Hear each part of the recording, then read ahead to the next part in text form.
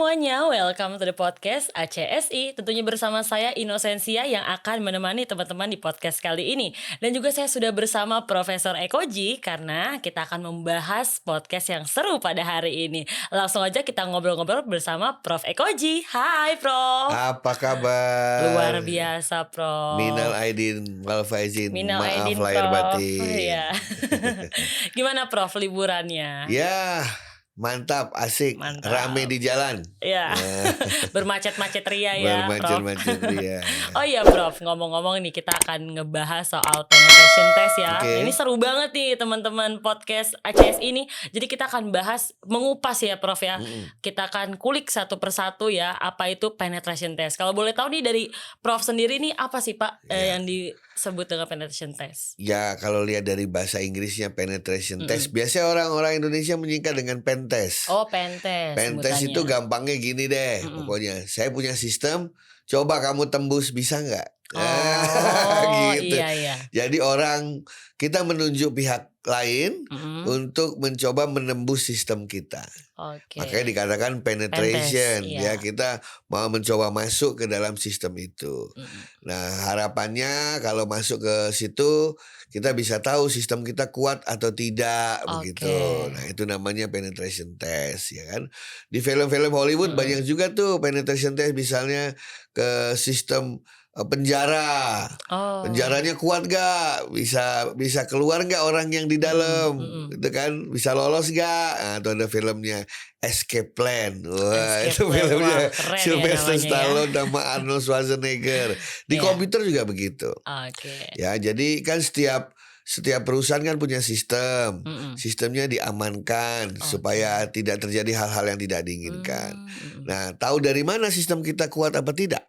Kita tunjuk satu atau sejumlah pihak untuk melakukan penetration test. Istilahnya mencoba menjebol sistem yang sudah dipersiapkan. Seperti simulasi bukan sih Prof ini? Nah, penetration test itu yang dikenal sebenarnya ada dua sih. Katanya yang satu namanya black box, yang satu white box. Oke. Apa tuh bedanya? Kalau black box, saya bilang begini. Pokoknya saya kasih izin Anda untuk masuk ke sistem saya. Oh. Silakan, Tahu 1 sistemnya bulan, 2 bulan, 3 bulan. Nanti kalau udah ada hasilnya, laporkan ke saya. Oke. Hasilnya bisa dia bilang, waduh bagus Pak, susah, gak bisa masuk kemana-mana. Tetapi hasilnya bisa juga, Pak, saya berhasil mendapatkan data ini, password ini. Saya berhasil merubah ini. Nah, orang kalau penetration test itu kan tujuannya melakukan sesuatu kan? Iya. Mengambil data, merubah data, merusak data, dan lain sebagainya. Itu yang namanya black box. Jadi black box itu tidak kita temani. Jadi mereka yang nyerang, kita diam aja gitu. Oke. Itu black box Black ya. box. Prof. Tapi kalau white box, ya itu kita bersama-sama melakukannya. Oke. Dan kita kasih tahu apa yang dia butuhkan. Ya, misalnya sistemnya pakai sistem apa. Iya. Ya, pakai sistem A, B, C atau D gitu ya.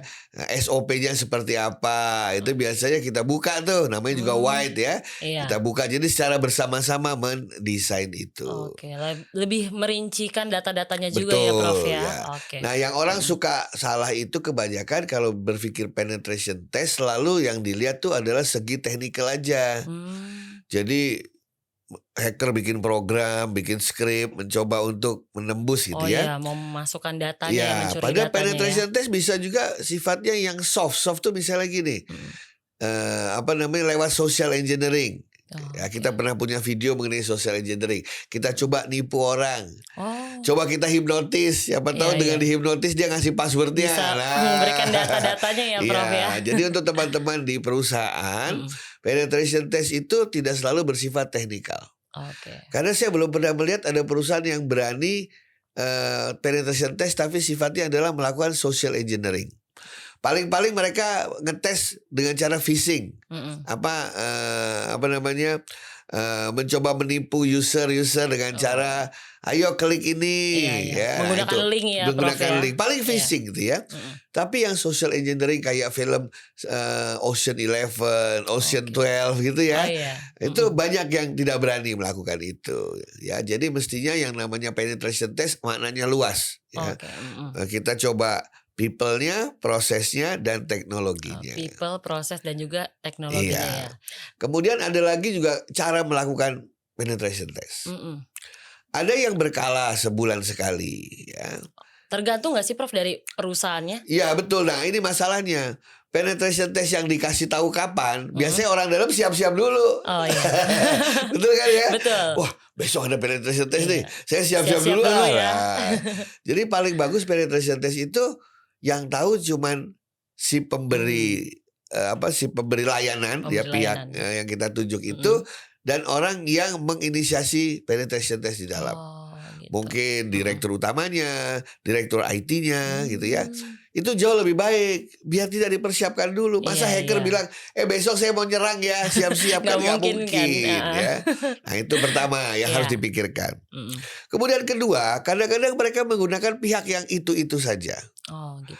Kalau saya lebih senang ada 2 atau 3 pihak berbarengan.